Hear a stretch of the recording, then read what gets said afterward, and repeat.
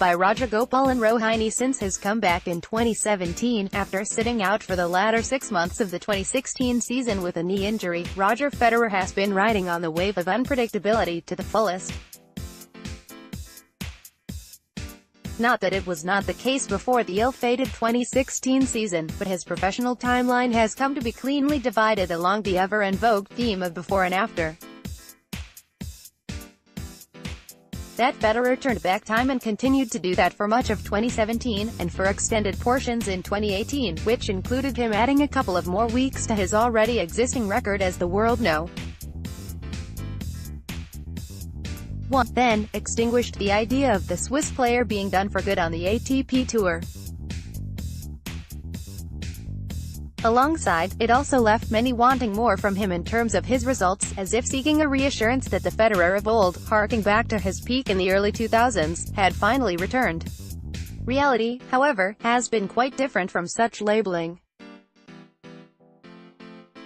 For a while, Federer did seem to control time at the start of 2017, it caught up with him as the months sped by. And across these months, the two have been engaged in the tussle that marked Federer's career right up to the time his knee gave away. What we now see when he takes to the courts is a tangible demonstration of him trying to wrestle time, trying to reassert his say over an entity that answers to none. Ergo, the display of good days and bad days of play in matches. Euphoria of him holding aloft his 100th title at the Dubai Open left behind any naysaying the Australian Open fourth-round loss to Stefanos Tsitsipas, who, incidentally, was the same player who had ended his 2-year run of dominance at Melbourne Park, but it only briefly covered the weaknesses in his game, which once again made themselves known as the BNP Paribas Open in Indian Wells, especially in the final. The title in Dubai conveniently camouflaged the fact that it took Federer a couple of matches to settle in the tournament. It also tamped down on the certainty that the 37-year-old had started to miss a step or two, even though he more than made up for it with experience-filled subtlety and shrewdness. And while Federer did well to make it to the Indian Wells final, this dissonance proved to be one time too much.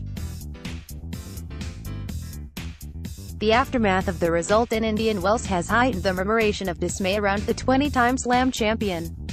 And though it has not yet risen to the level as seen before 2016, it is no less vehement than how it used to be then. This cacophony of skepticism growing louder, then, forms the crux of the matter at hand. As to Federer being held to such high standards which essentially omit the basic fact that he is human like others, prone to getting beaten and sidestepped by time, which include facing losses, as an athlete. One aspect where Federer has made his peace with time can then be seen in how he puts his defeats in perspective. Where before, the champion in him scoffed at losses as if he were unable to bear that stain clotting his otherwise pristine scroll of wins, he now understands that defeats are the other side of victories and there is nothing wrong in accepting them as such. Federer's statements in his post-final press conference in Indian Wells reiterated as much. Maybe that's why I'm okay with it, because I felt like I'm actually playing, good tennis. Like, in Australia, I wasn't too down on myself because I feel like my game is there, my body is there. He added, I think when you feel that way, you take it more, how do you say, positively. I don't know how to explain, but it's just not as dramatic. Whereas, when you're hurt and things are difficult and, that maybe those hurt more.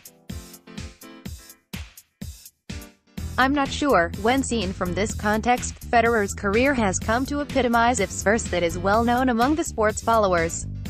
And if Roger Federer can meet with triumph and disaster and treat those two imposters just the same, why cannot the world too?